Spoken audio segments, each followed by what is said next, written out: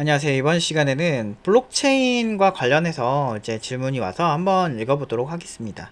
삼성의 블록체인 실용적인 활용법이라는 제 영상에 이제 질문 댓글이 달렸어요. 그래서 블록체인 이야기만 하셔서 궁금한데, 개인적으로 비트코인을 어떻게 보시나요? 솔직히 종이화폐도 신용화폐, 즉 신뢰 기반이고 비트코인도 똑같다고 보는데요. 블록체인의 안정성, 탈중앙화, 이게 우수한 이유라면 비트코인 말고 대체될 수 있는 코인은 얼마든지 많죠. 희소성도 그냥 비트코인 알고리즘 가져다 만들어서 희소성 있게 만들어버리면 똑같은 거고, 전 다른 코인 대비 비트코인이 주목받는 이유가 상징성과 권력자들의 이익을 위해 권력자들의 조정에 의한 것 외에는 아무 이유를 모르겠는데요. 혹시 전문가로서 다른 의견 있으신지 궁금합니다. 일단은 저는 이제 블록체인 기술을 좋아하는 거지, 이게 어떤 경제 전문가나 이런 건 아니에요. 그런데 그래도 질문이 왔기 때문에 그냥 제가 아는 한도 내에서 좀 말씀을 드리면, 일단 비트코인을 뭐 장기적으로 뭐 두고 투자한다 이런 건 아니지만, 비트코인이 장기적으로 우상향할 수밖에 없는 여러 가지 생각들을 갖고 있어요. 그 이유가, 물론 이거는 제가 뭐 투자 전문가, 경제 전문가가 아니니까 그냥 이거는 그냥 가볍게 들으세요, 여러분들. 그래서 저는 그냥 이렇게 그냥 혼자 잡소리 한다 생각하고, 근데 제가 봤을 때 이런 블록체인에서 비트코인의 위치는 상징성이 확실히 큰 것 같아요. 그래서 지금 말씀 주신 분처럼 비슷한 생각이 어느 정도 있긴 있어요. 어차피 포크 떠서 비슷한 거 만들면 그만이다 이런 생각도 하는데, 문제는 저는 어떤 서비스, 그러니까 스타트업 같은 것도 어떤 시장 점유가 되게 중요하잖아요. 뭐 예를 들면 사실 카카오톡이 만약에 지금 없고 라인 같은 게 없다면 그냥 비슷한 거 만드는 기술은 어렵지 않아요. 사실 그 전문가로서 봤을 때는 카카오톡 같이 메신저 앱을 만들고 그 정도 개발자 규모를 가지고 있다면, 사실 메신저 프로그램은 옛날에 저 어렸을 때 버디버디부터 뭐 지니 뭐 이런 것도 있었고, 뭐 네이트온도 있었고, 사실 채팅 기술은 옛날에서 크게 다르지 않아요. 옛날에 뭐 게임할 때 많이 썼던 해외 사람들이랑 게임 같은 거 할 때 에버퀘스트나 뭐 온라인 울티마 온라인 이런 거 할 때 뭐 MIRC라 그래서 뭐 애초에 그냥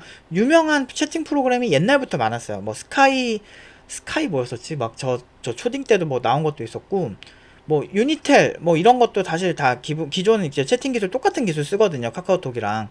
그래서 막 크게 그게 뭐 기술적으로 어마어마한 기술은 아니거든요. 근데 뭐가 문제인 거죠? 카카오톡의 사용자들이 이미 많이 존재한다라는 게 문제거든요. 그게 무슨 얘기냐면, 이제 비트코인도 그 비트코인을 유지를 하려면 노드라는 게 존재하는데, 그 노드는 각각의 채굴자, 즉 서버가 되겠죠. 그 서버를 가진 사람들이 이미 정말 많다. 그 얘기는 비트코인은 이미 채굴자들이 굉장히 많으면 많을수록 그 분산 원장이죠. 분산된 원장이기 때문에 그게 많으면 많을수록 이 그 데이터를 서로 가지고 있는 증인들이 많아지는 거예요. 증인들이 많아진다는 거는 그만큼 위변조를 할 때 많은 증인들을 포섭을 해야 되는데, 위변조에 좀 더 강할 수밖에 없는 상황이라는 거죠. 채굴자가 꾸준히 오래 존재한다면, 그 노드를 오래 유지하면 유지할수록 이 채굴자는 굉장히, 그러니까 이 코인 자체의 신뢰도가 좀 높아질 수밖에 없다, 이게 있고, 그 다음에 비트코인은 그 굉장히 오랜 시간 동안 많은 풍파를 겪었어요. 그러면서 뭐 엄청 떡락도 하기도 하고 엄청 오르기도 하고 이러면서 사실은 굉장히 많은 저항들을 부딪히면서 올라가는 거거든요. 그러니까 주식 투자 같은 거를 해보면, 소위 어떤 코인이나 어떤 주식이나 이런 게 일정 수준 이상 오르려면 그 안에 그 매물대를 해결을 해야 된다는 얘기를 하거든요. 위로 올라갈 때 위에 이거를 얼마에 팔고 싶어 하는 사람들이 다 이제 팔려고 기다리고 있는데, 그 사람들 걸 다 사주면서 올라가야 이제 떡상을 시킬 수가 있다는 얘기가 있는데, 그런 것처럼 이 어떤 그 저항 때, 그러니까 비트코인에 대한 저항을 가진 사람들이 이미 다 팔았을 거고, 그리고 그거에 대한 신뢰도가 높은 사람들 위주로 이거를 가지고 있다라는 측면도 있고, 그 다음에 이제 이거는 이제 다른 전문가분이 하신 얘기를 인용을 하자면, 비트코인 같은 경우는 전쟁이나 이런 게 났을 때 가장 되게 좋대요. 뭐 예를 들면 이번에 우크라이나 같은 사태에 대해서도 전쟁 때 지원을 했다라는 거죠. 비트코인을 보내서 지원을 했다. 근데 왜 이게 좋냐면, 이제 그러니까 송금이라는 거를, 해외 송금이라는 거를 저는 가끔 하는데, 해외 친구들이 있어서 그 해외 송금을 하려고 하면 수수료도 비싸지만 바로바로 보내는 게 쉽지가 않아요. 그래서 지금 국내 해외 송금 서비스들 보면 이제 중간에 허브들을 두고서 그 허브들을 기반으로 해서 좀 빠르게 송금하는 이런 방식으로 해결을 하는데, 문제는 우리가 전쟁이 났을 때는 이게 모든 계좌가 동결이 되는 경우가 되게 많고, 그리고 원화 가치가 되게 엄청 떨어질 거예요. 그럴 때 가치 유지 수단으로 가지고 있을 수 있고, 그리고 이제 우리가 해외를 간다고 했을 때 국경에서 우리의 모든, 그러니까 우리 정부는 우리의 모든 그걸 다 알 수밖에 없거든요. 이런 거 이렇게 있을 때 비트코인 같은 경우는 우리가 숨겨버리면 그만이니까, 우리 개인 지갑에 넣어놓고 숨기면 그만이다 보니까 애초에 얼마가 있는지 추적하는 게 굉장히 빡세다는 거죠. 거래소를 여러 개 우회해가지고 뭐 이렇게 내 개인 지갑에 오고 막 그렇게 하면 사실 추적하려면 할 수는 있겠죠. 사실 퍼블릭 블록체인은 추적은 가능하겠지만, 그게 되게, 마냥 쉽지만은 않은 거예요. 그래서, 그런 측면에서 상대적으로 전쟁이 났을 때, 이렇게 우리의 사유재산을 지키기에 되게 좋은 수단이라고 생각을 하기 때문에, 이제 가끔 보면은 어떤 때 전쟁 나거나, 문제가 되게 많은 곳을 보면은 갑자기 막 떡상하는 경우를 많이 보실 거예요, 비트코인이. 뭐, 그런 경우가 있다고 얘기를 하고, 그리고 일단은 사람들이 이제 펀더멘탈, 그러니까 그러니까 이게 옛날에 닷컴 버블 때도 그랬는데, 세롬이 엄청나게 많이 올렸어요. 세롬 데이터 해가지고 그 회사가 가진 역량 대비 미친 듯이 많이 올랐어. 미친 듯이 많이 올랐어요. 거의 뭐 100배 가까이 올랐던 걸로 기억을 하는데, 뭐 이게 정확하지 않습니다. 그래서 그것도 사실 사람들이 이게 더 올라갈 거란 믿음이 있는 거죠. 최근에 양자 컴퓨터 관련해서도 많이 떨어졌잖아요. 양자 컴퓨터가 젠슨왕 말 한마디에 확 떨어졌잖아요. 근데 그런 것도 결국에는 양자 컴퓨터가 미래를 다 이제 좌지우지 할 거다라는 그런 생각이 있으니까 사람들이 그거를 투자를 했는데, 생각보다 펀더멘탈이 이렇게 투자에 대한 어떤 심리 같은 게 그렇게 공고하지 못했던 거죠. 그러니까 다 던지기 시작한 거거든요. 그런 측면에서도 사실은 이게 정말 투자는 신뢰구나, 그러니까 투자하는 사람들의 심리와 신뢰구나. NFT 같은 경우도 미친듯이 떡상했다가 갑자기 막 떡락을 하고 이런 사례가 되게 많았었잖아요. 저는 그것도 그런 것 같아요. 비슷한 계열인 것 같아요. NFT 자체에 대한 어떤 거품일 때는 팍팍 꺼질 수밖에 없는 거다. 그런데 이제 비트코인 같은 경우는 이미 그런 단계를 너무 많이 10년 동안 지나왔고, 그리고 비트코인 현물이나 선물 같은 게 승인이 되면서 그런 시장들이 활성화되면서 사실 어느 정도의 신뢰도, 투자자들이 볼 수 있는 신뢰도, 그리고 지금까지 지표들을 많이 지켜봤을 때 그러니까 대부분의 알트들은 웬만하면은 이게 원점으로 돌아가거나 그냥 잠깐 올랐다가 미친듯이 상승하긴 하지만 잠깐 올랐다가 버려지는 게 되게 많았던 반면에, 비트코인 같은 경우는 일단 규모가 너무 커요. 그거를 홀딩하고 있는 회사들도, 그러니까 마이크로 스토리지인가 그 회사 같은 경우는 거의 비트코인을 엄청나게 많이 갖고 있는데, 그런 기업들도 보면은 대부분 되게 홀딩하고 있고 이게 더 오를 거다라고 얘기하고, 돈나무 누나라고 있죠. 돈나무 언니인가, 그 사람은 유명한 캐시우드 그쪽에서도 비트코인 엄청나게 홀딩하고 있고, 되게 유명하고 우리나라 최고로 꼽는, 특히나 블랙록 같은 이런 곳들도 그런 것들을 다 홀딩을 하고 있다 보니까, 저 같은 경우는 이게 우리가 이제 투자를 하던 뭐라든 거래소 같은 데도 이제 오르고 내리고 하는 그 흐름이 있잖아요. 근데 개인이 적은 돈으로 그 흐름을 만들기가 힘들어요.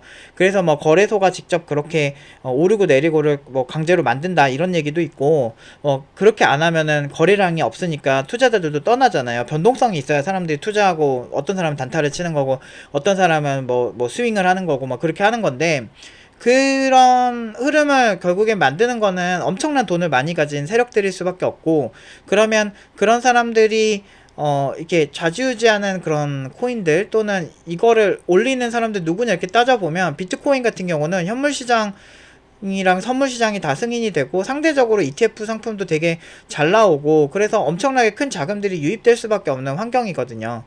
그리고 상징성이 되게 큰 것 같아요. 그러니까 이게 사실 그냥 믿음이에요. 제가 봤을 때는 믿음인데, 근데 문제는 금 가격도 그렇고 뭐 은 가격도 그렇고 집 가격도 그렇고, 결국에는 그러니까 일반적인 우리가 알고 있는 이제 집이나 이런 거는 쓰임새가 딱 있잖아요. 어느 곳에 딱 있으면 좋다 이런 쓰임새가 있는데, 그것 대비 이런 비트코인은 확실히 믿음 기반이라서 막 올랐다 내려갔다가 되게 심한 것 같기는 한데, 그럼에도 불구하고 지금까지 이렇게 지켜내고, 아까 말한 뭐 전쟁 리스크라든지 뭐 그리고 어떤 뭐 보안 관련 쪽에서 좀 강하다든지 뭐 여러 가지 그런 측면들로 봤을 때 그냥 되게 편하게 내 가치를 보존할 수 있는 수단 같은 느낌이 들다 보니까 저는 무조건 부정적으로 보지는 않고 있어요. 그리고 기술력으로 따지면 더 좋고 더 발전된 방향성을 가지고 있는 기술들이 많이 나오고는 있는데, 지금 알트가 너무 많이 발행이 됐기 때문에 그 알트코인이 이렇게 많이 발행됐을 때는 사실은 세력들도 이제 하나하나 돌아가면서 올려주려면 너무나 많아진 거죠. 옛날처럼 몇 개 안 되는 코인만 이렇게 가지고 장난치면 되게 좋은데, 지금은 사실 코인이 몇만 개가 될 거예요. 그러다 보니까 쉽지 않을 거예요. 그 중에서 결국에는 제가 이렇게 ICO하고 뭐 이런 것들을 간접적으로 지켜보면 사람들 사이에서 떡상을 하고 그게 이제 신뢰를 받고 할 때는 결국에는 뒤에는 돈 많이 가진 사람들이 있더라고요. 예를 들면 대표적으로 최근에 엄청나게 많이 오른 수이 같은 코인인데, 이런 것도 사실은 뒤에 엄청나게 애초에 뭐 최근에 ICO 할 때부터 엄청나게 큰 재단에서 여기에 투자를 한 케이스가 되게 많고, 그런 경우가 많더라고요. 솔라나도 그렇고. 그리고 그런 돈이 결국에는 기술력으로 비결이 돼서 같이 가고 발전하는 경우가 이제 이더리움에서 많이 보여주고 있죠. 결국에는 규모가, 그러니까 비트코인 같은 경우는 상징적으로 남을 것 같아요. 제 생각에. 이거 그냥 전 뭐 투자 잘 모르는 그냥 개인의 생각입니다.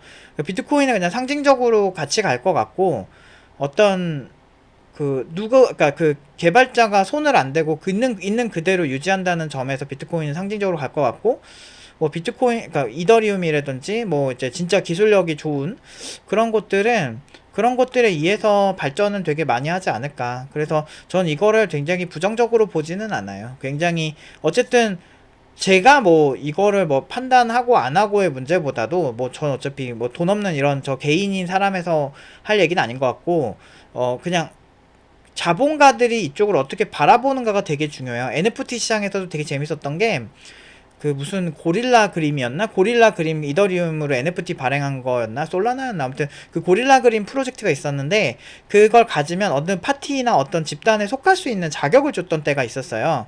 그거 한번 찾아볼까?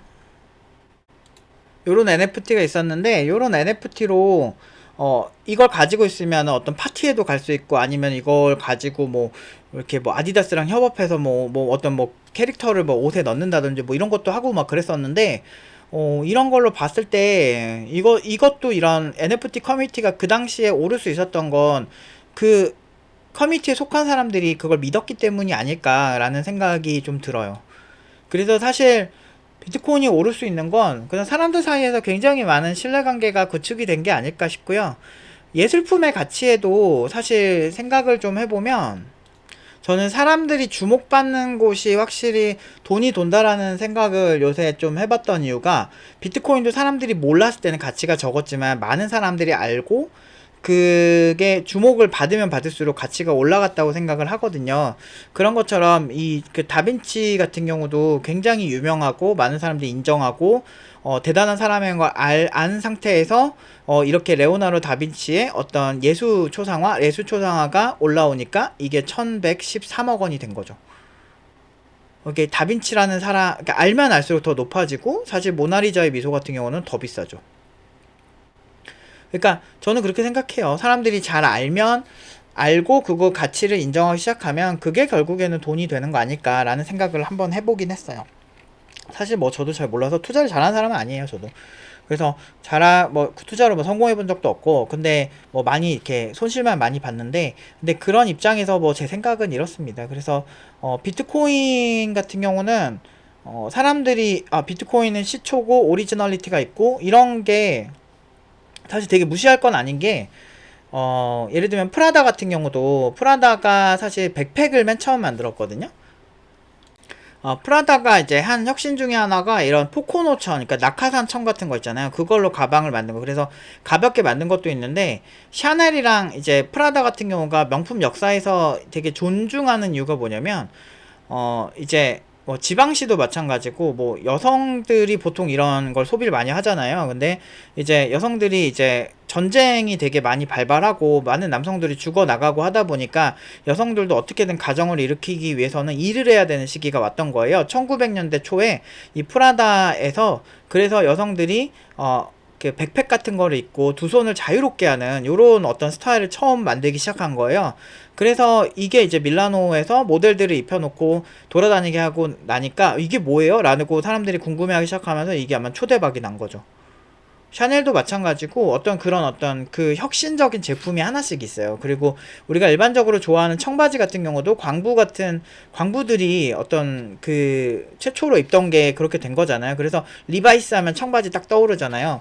그런 것처럼 어떤 분야에서 이런 헤리티지라 그러는데 명품에서도 어떤 역사 또는 전통 또는 그거의 시초 막 이런 것들에 대한 존중 이런 게 있지 않을까 비트코인에도 라는 생각이 좀 들었어요. 물론 저는 뭐 비트코인을 보유하고 있거나 그렇진 않은데 그래도 어느 정도 블록체인 하면 그래도 비트코인이 이제 근본이지 이런 생각은 합니다. 근데 이제 아무래도 이제 미래에 뭐 양자 컴퓨터 이런 이슈도 있고 여러 가지 이슈가 나왔을 때는 사실은 좀 더 발전된 어떤 비트코인이 있겠죠. 근데 뭐 혹자는 그런 얘기를 해요. 그 양자 컴퓨터 나오면 이제 다 끝나는 거 아니냐 이런 얘기를 하는데 사실 비트코인은 그런 확률이 있긴 한데 근데 사실 양자 컴퓨터가 나오면은 비트코인 이전에 정말 전통적인 금융부터 다 털려요.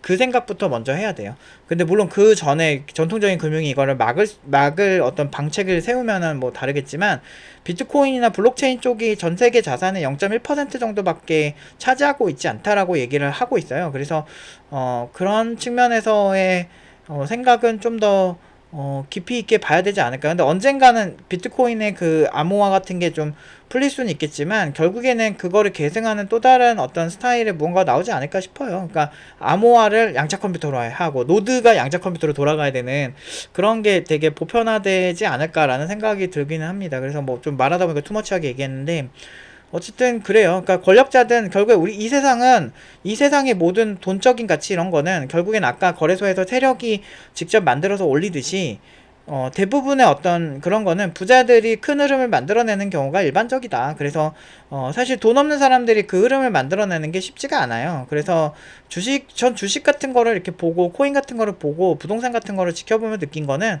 결국에는 그 가격은 그 돈 많은 사람들이 만드는 거고 일반 사람들은 거기서 눈치껏 잘 타고 다니고 그런 게 핵심이 아닐까라는 생각을 해요. 그래서 자본가들이 전부 막 진짜 비트코인을 쇼친다든지 나 이거 필요 없어 나 이거 안 쓸 거야 이렇게 하지 않는 이상은 가치가 계속 유지되지 않을까라는 생각이 들고요. 결국엔 그래요. 근데 지금 미국 기관이나 지금 미국에서 지금 비트코인을 제일 많이 들고 있거든요.